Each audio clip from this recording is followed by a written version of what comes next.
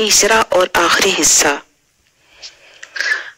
دوستو، جب رانی الو کو شکار نہیں کر سکی، لیکن رانی کو پتہ ہی نہیں چلا کہ وہ بے خبری میں الو کا پیچھا کرتے کرتے جنگل میں داخل ہو گئی ہے۔ رانی کے وفادار محافظ جانتے تھے کہ رانی غمزدہ اور بے چین ہے، چنانچہ وہ اس کی حفاظت کی غرض سے مشعلیں اٹھائے اس کے پیچھے پیچھے روانہ ہو گئے۔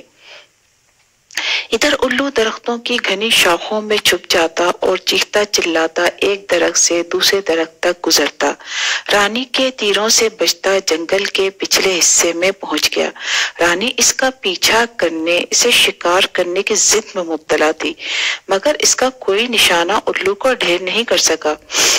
آخر تنگ آ کر رانی نے تمام تیر پھینک دیے اور کمان توڑ دی۔ اسے الو سے پرخاش اور اپنے نشانے خطا ہونے پر جھنجھلاہٹ سوار ہو گئی۔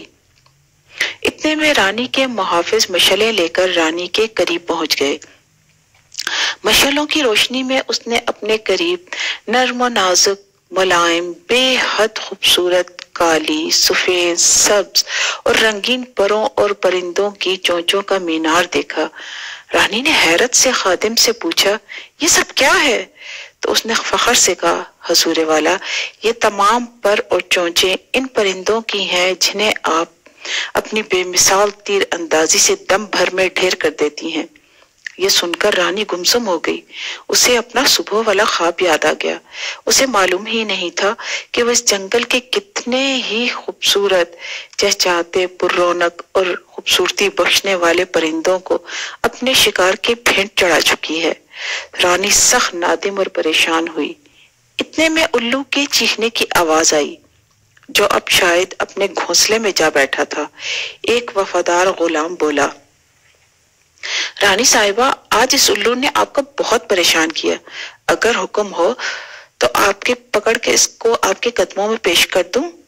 رانی عالمارہ کی خاموشی کو حکم سمجھ کر ادھر غلام تیزی سے درخت پر چڑھ گیا، ادھر الو تیزی سے اپنے گھونسلے سے اڑ گیا۔ غلام نے پھرتی سے گھونسلے میں ہاتھ ڈالا۔ الو اڑ چکا تھا، مگر غلام کے ہاتھ خالی نہ تھے۔ اس کے ہاتھ میں رانی کا گمشدہ قیمتی ہار تھا۔ وہ الو کو بھول کر تیزی سے درخت سے نیچے اترا اور ہار رانی کو پیش کیا۔ رانی نے خوشی کے عالم میں جلدی سے ہار پہن لیا اور دل میں عہد کیا کہ وہ آئندہ پرندوں کو ہلاک کرنے کا مشغلہ ترک کر دے گی اور ان کی محافظ بنے گی۔ الو ایک بار پھر چلایا۔ رات کی تاریکی اور جنگل کی خاموشی میں الو کی آواز کسی سیٹی کی طرح محسوس ہو رہی تھی، مگر اب رانی کو اس کی آواز بری نہ لگی، بلکہ وہ الو کی تہ دل سے شکر گزار تھی۔ شاید جو پیغام الو نے رانی کو دیا تھا اسے صرف رانی اور الو ہی جانتے تھے۔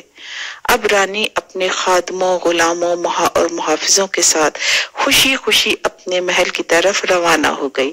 تو دوستو، یقیناً آپ کو میری یہ کہانی بہت پسند آئی ہوگی، رانی کی پشیمانی۔